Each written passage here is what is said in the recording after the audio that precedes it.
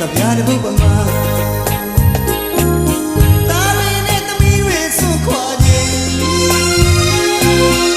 မနှစ်ပါးမြေဝဲလို့ချင်လောကဖြစ်စေတဘာဝ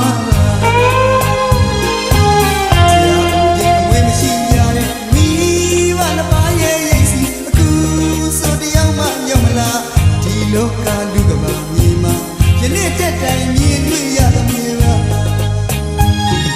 မြောင်တည်ကြခဲ့ရတဲ့မိဘနှစ်ပါးမှတနာများခြေသူမတီးတဲ့သာသမီများပေါ်ဘာမှမျောလိမထားတဲ့မြစ်ပြနဲ့သူတို့ညမှာမပြောင်းလဲတဲ့အချက်နိုင်တဲ့ဒီဝင်းကဘာဦးရင်မူများလို့ဥပမာကြီး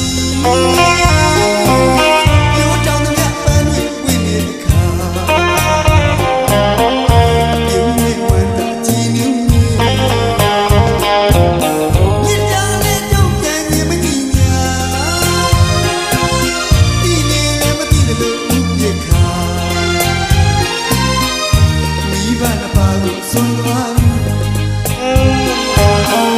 ကြုံလာစားလဲမပါစိုးခွာသွားတဲ့တာရီဒီ